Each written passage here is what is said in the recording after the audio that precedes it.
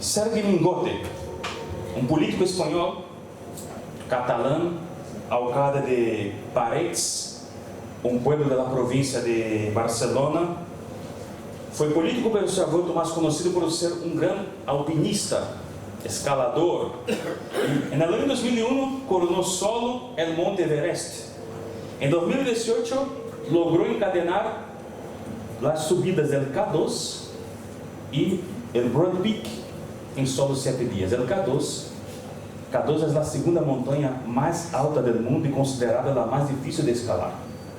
En enero del 2021, falleció justamente en el K2. Mientras bajaba, estaba casi en la cima, decidió bajar hasta el campamento base, volver ahí al campamento base de la expedición que lideraba, para volver a intentar subir después. Esa expedición que lideraba intentaba llegar a la cumbre del K2 por primera vez en invierno, nadie lo había hecho, pero mientras bajaba, tuvo un accidente y vino a fallecer. Las caídas, mis hermanos, son una realidad en nuestras vidas. Sean caídas literales o sean caídas figuradas, la verdad es que la historia está llena de ejemplos de gente que llegó a lo más alto, estuvo en la cima y después cayó.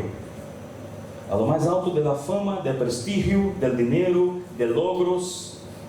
¿Cuántas historias conocemos de deportistas, artistas, cantantes, actores, políticos, pastores, gente que llegó a lo más alto humanamente hablando, llegó a la cima de su carrera, de su fama, de su fortuna y que después cayó? Si los valles traen peligros, ojo, que en los montes también los hay unos cuantos.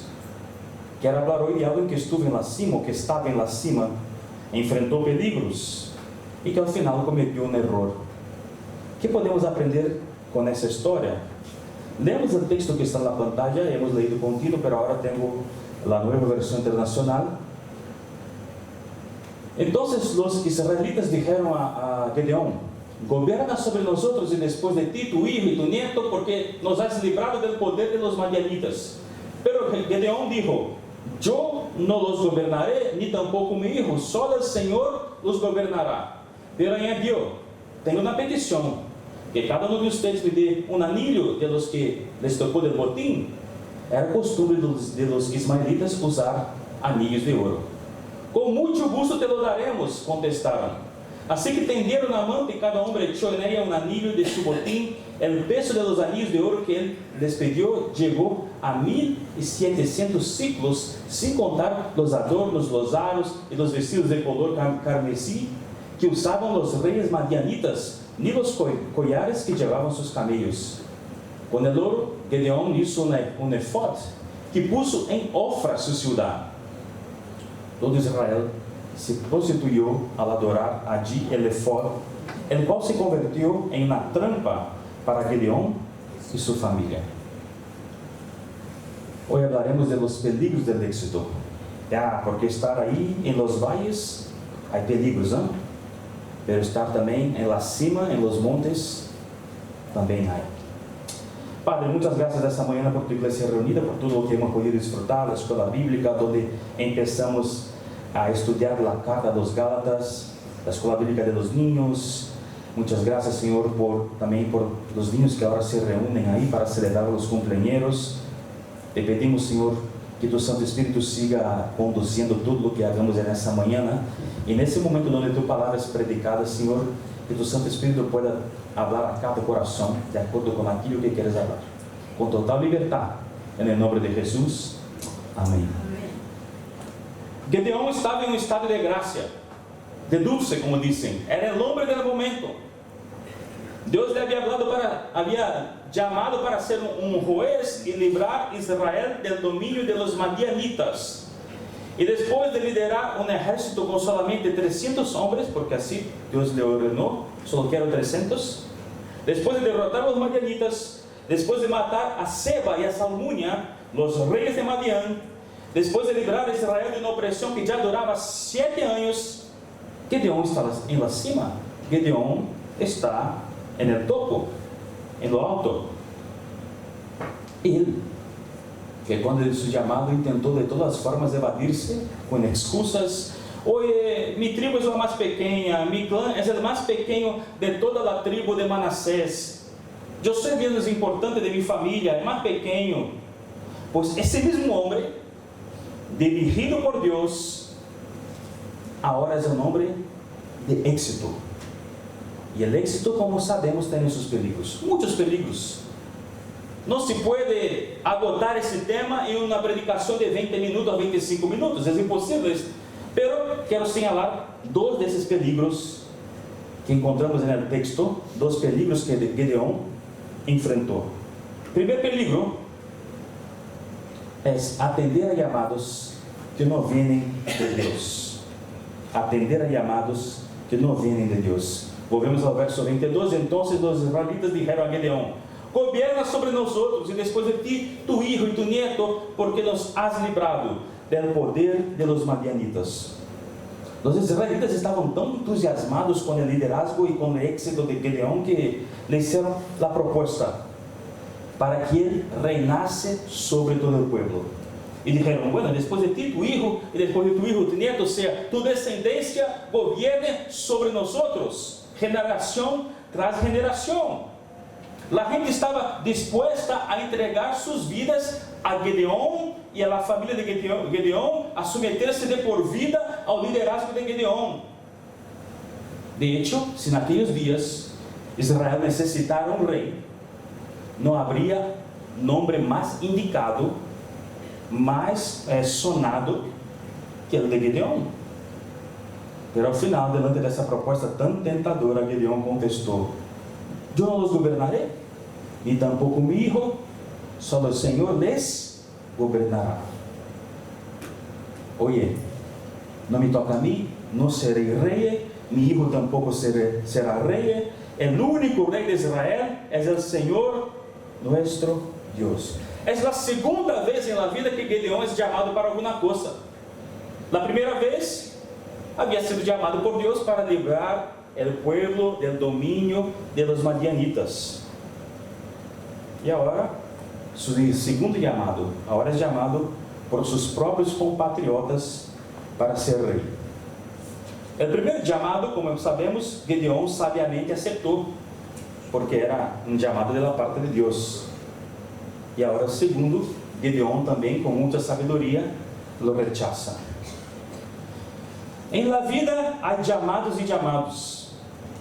Hay llamados divinos y hay llamados humanos. Gedeón rechaza ser coronado como rey, porque ese no era un llamado de la parte de Dios, era un llamado de la parte de hombres. Dios le había llamado para ser un juez, pero Dios no le había llamado para ser un rey, así de sencillo. Es posible que en la vida muchas veces la gente te llame a hacer algo. No habría de hacer algo malo, porque por supuesto, eso no tengo ninguna duda. Nadie te llama, bueno, si alguien te llama a robar, a mentir, a hacer algo que es malo en contra de la palabra de Dios, bueno, no hay ninguna duda, eso no hay ni que decirlo. Habla de cosas malas. Si alguien te llama a robar, engañar, mentir, está muy claro que es un llamado que no viene desde Dios, porque va en contra de la palabra de Dios. Pero cuando alguien te llama aparentemente con buenas intenciones, para hacer algo aparentemente bueno, porque a lo mejor la persona ve en ti algo incapaz. Oye, ese es fiable, esa persona es competente, esa chica es talentosa, ese chaval es fiable. O sea, te llama no con malas intenciones porque quiere hacerte caer, porque ve en ti alguien con potencialidad. Pero aún así, ojo, todo llamado tiene que ser confirmado por Dios en oración. Ronaldo Lidor, misionero brasileño, que estuvo muchos años trabajando en África, en Ghana, cuenta en uno de sus libros: un día estaba en la Convención Nacional de Pastores de Ghana, de una de las denominaciones. Les tocaba elegir un nuevo presidente.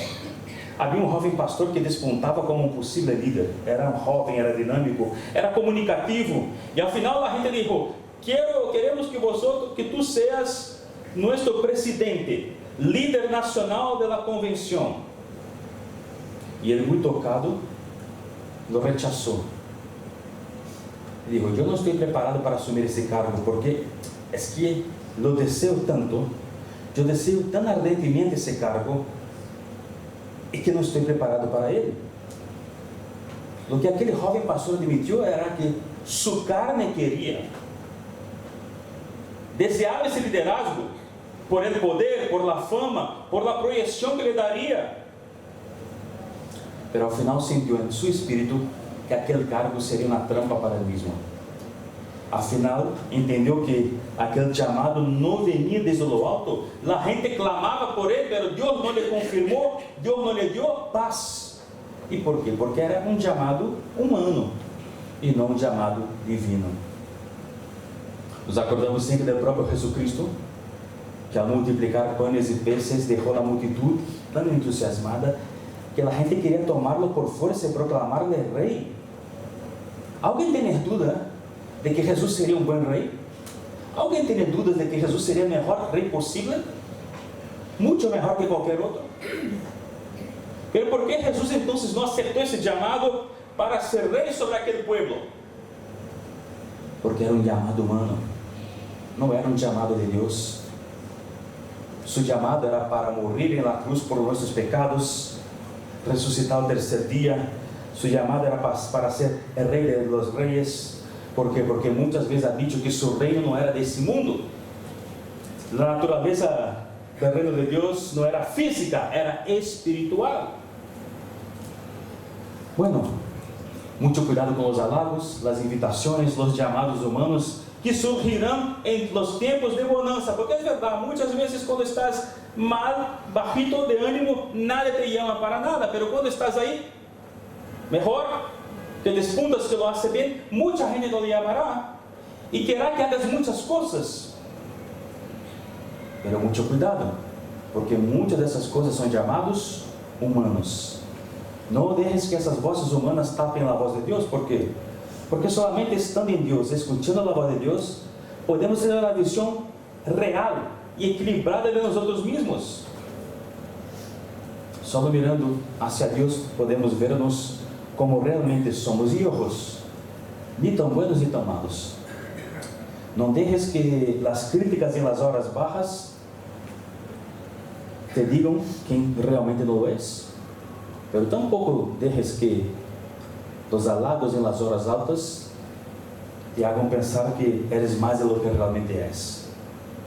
¿Quieres saber cómo realmente eres? Entonces mantenga tus ojos fijos en Jesucristo. No somos ni buenos ni malos, hermanos. Somos sí dependientes de la gracia diaria de Dios. A misericordia del Señor. Si no fuera por ella, ya hubiéramos sido consumidos. Entonces, mucho cuidado con ese peligro, el peligro de tener llamados que no vienen desde Dios, aunque aparentemente sean buenos. Bueno, segundo y último peligro, como he dicho, son solamente dos, para decir que es el último, está en hacer cosas que Dios no mandó. Vamos al texto. Voy a pedir que me ayuden leyendo, porque voy a tomar un poco de agua. Dice así: pero tengo una petición, que cada uno de ustedes me dé un anillo de lo que les tocó del botín. Era costumbre de los ismaelitas usar anillos de oro. Con mucho gusto te aclararé, contestaron.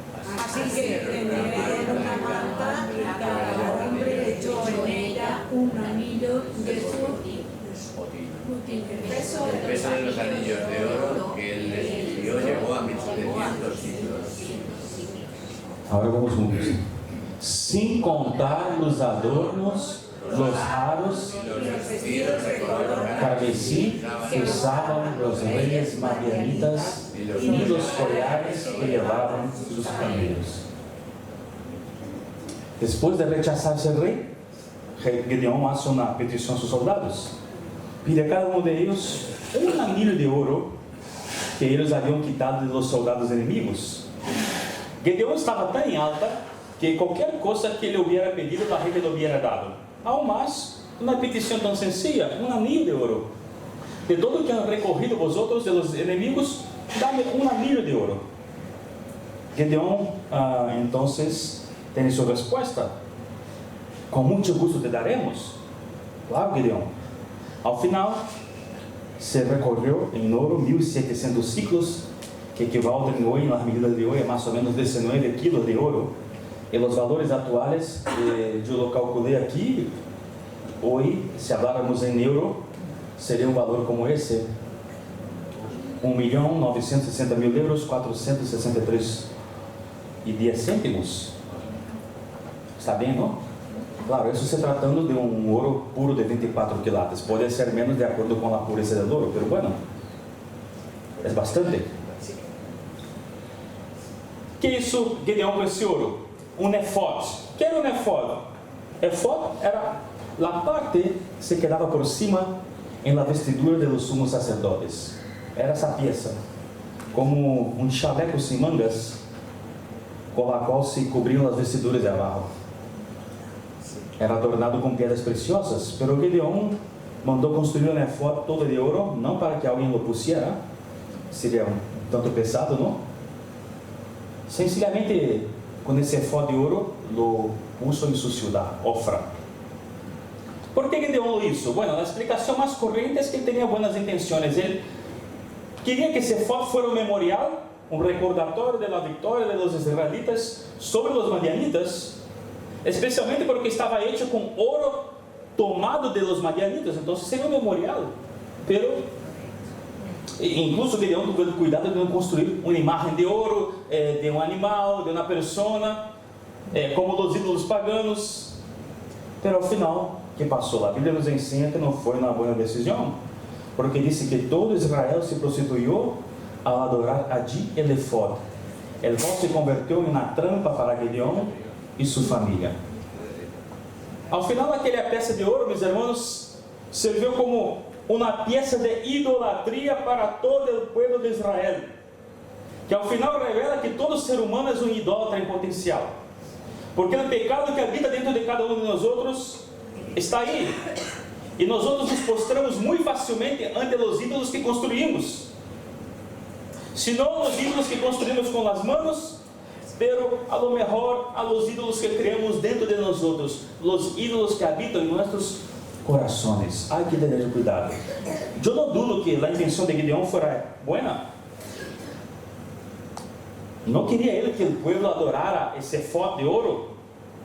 Ao más que Gedeón, si volvemos a Jueces capítulo 6 y 7, claro, Gedeón había luchado contra la idolatría en Israel. Gedeón había sido responsable por derribar los altares de Baal. Pero ahora, al no buscar la dirección de Dios, ele construye un efod de oro que lleva todo el pueblo de vuelta a la idolatría. Aquele que había luchado contra la idolatría, derribado altares de Baal, es responsable por llevar su pueblo de vuelta a la idolatría. ¿Por qué? Porque hizo algo aparentemente bueno, pero Dios no le mandó a hacer eso. Pagó el precio de no buscar la dirección de Dios. Pagou o preço de fazer uma coisa que Deus não lhe havia mandado. As consequências foram fatais. Mis hermanos, quando uno está em la cima, quando uno va muito bem, o peligro é de fazer coisas que Deus não mandou. Uma vez mais, não habla de coisas malas, não habla de matar, de roubar, de mentir, de prostituir-se, porque claro, essas coisas são muito claramente condenadas na Bíblia. Hablo de coisas aparentemente neutrales ou incluso buenas. Iniciativas aparentemente geniales, pero que ao final não terminam bem. ¿Por quê? Porque Deus não nos mandou a ser. É um peligro quando uno vai na sequência de êxitos e vitórias, vai mais, quando uno chega a crer que não pode equivocar-se, quando uno crê que está tocado por la varita mágica, como Midas, não? Rei Midas, que tudo que toca se vuelve em ouro. E em algum momento crê que tem alguma autonomia, já pode atuar. A ver, eu tenho tanta relação com Deus que já pode atuar sem buscar tanto a Deus. Aún mais quando ele tem um tema que não, para mim não é importante, esse tema aqui, eu hago lo mío, não vai molestar a Deus, entre comillas, não vai molestar a Deus com um tema tão pequeno, porque isso aqui, bueno, quando é algo muito grande, sim, aí não, aí eu vou buscar, mas já, como tenho uma relação tão cercana a Deus, não, aí estamos tão conectados, já, bueno, confio em mim, em meu sentido. É nessas horas em que barramos a guarda, não? Depois de grandes vitórias, de grandes êxitos, solimos bajar a guarda, descuidarnos de nossa relação com Deus e aprendemos que não podemos bajar a guarda nunca, meus irmãos, temos que velar sempre, porque senão terminaremos fazendo coisas que Deus não nos mandou fazer. He dicho que as consequências da decisão de Gedeão foram fatais. Que consequências foram essas? É verdade que o povo de Israel gozou de paz até que o fim da vida de Gedeão. Pero además da idolatria do povo, se seguimos leyendo o livro de los Jueces, capítulo 9, vamos a ver que as consequências foram malas para a família, muito malas para a família de Gedeão. Um de seus filhos, Abimelech, aunque Gedeón rechazó ser rey, ha dicho, yo no seré rey y ningún hijo mío será rey. Abimelech, uno de los hijos de Gedeón, quiso ser rey y ideó un plan donde mató a sus 70 hermanos. Consecuencias. É uma das histórias mais tristes da Bíblia para mim, lo que passou com a família de Gedeón depois de sua morte, como sua família se deshizo totalmente. Temos que ter cuidado para que nossas decisões impensadas sem buscar a Deus não tragam malas consequências para nossos filhos, para nossos nietos, para nossa descendência. Rogamos ao Senhor misericórdia. Agora, necessitamos ter o cuidado sempre de nossas decisões e eleições, aunque sejam aquelas que não juzguemos tão importantes, pero que todas ellas sean pasadas por el filtro de la voluntad de Dios, por el filtro de la palabra de Dios, por el filtro de la oración. Si no, terminaremos haciendo cosas que Dios no mandó, cosas que son fruto de nuestro engañoso corazón y no del corazón de Dios. ¿Cuántas veces he visto a gente que ha cometido errores y dijo, es que yo no pensaba que iba a pasar eso. Yo no pensaba que las consecuencias serían esas, si no hubiera hecho. Claro. Pero si uno tiene como la brújula su propio corazón, su propio sentimiento, muchas veces eso va a pasar y las consecuencias sí o sí vienen y vendrán. Concluyo. Recordando que los peligros que hemos enfrentado, o que enfrentamos quando estamos em la cima, de acordo com o que hemos aprendido hoje. Peligros del éxito que Gedeón enfrentou. Primeiro peligro, atender a llamados que não são de Deus, não vêm de Deus. Llamados humanos, la voz de los hombres, voz engañosa, el canto de la sirena, como queiram chamar. O segundo peligro, hacer coisas que Deus não mandou. Empreender coisas que vêm desde nossos próprios corações e não do coração de Deus. Termino de hecho agora indo ao texto de Provérbios e eu leio esse texto como uma oração final. Diz assim: só duas coisas te pido, Deus, não me la niegue antes de que muera. Aleja de mim a falsidade e a mentira.